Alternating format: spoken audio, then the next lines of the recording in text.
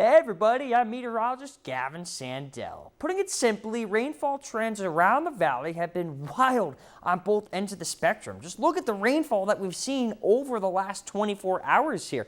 Rainfall of over an inch, maybe even up to 2 inches, and really all across our area in our 5 viewing counties, we've seen rainfall totals of over an inch, and that reddish streak we've seen over 2 inches. And that's not the only reddish streak we're really tracking across the valley. South of Youngstown down in Columbiana County, you have to counteract all this rain with drought that we're seeing.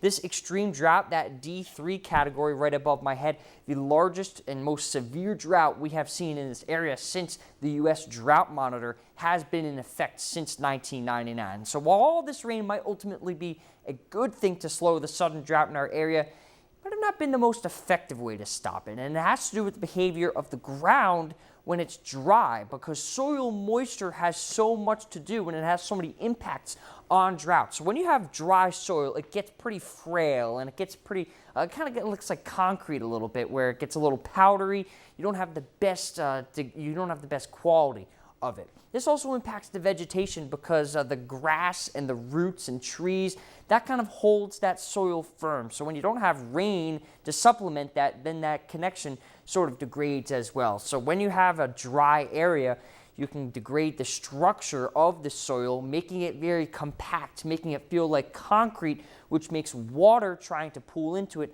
a much tougher job. So that is why it's not the best when you have very heavy rainfalls, because it's hard for that water to get in. So let's compare these two areas right here. The left side will have a lot of clouds and we'll consider it to have no drought.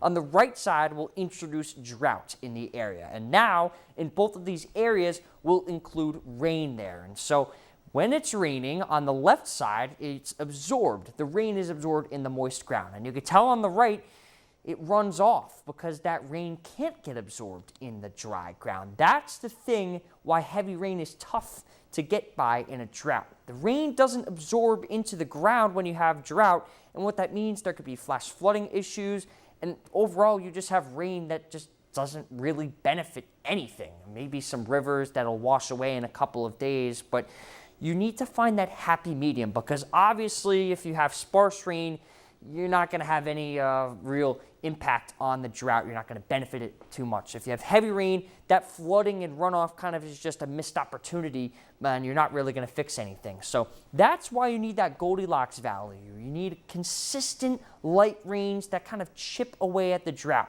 Maybe a ½ inch here, a ¼ inch there, just so you're able to consistently allow that soil to get more moist, and you're not putting it in such a position where you're just making that rain come down really quickly and losing that opportunity here. So to reverse drought, the key moving forward will be consistency and moderation rather than just pure intensity. For Weather 101, I'm Gavin Sandell.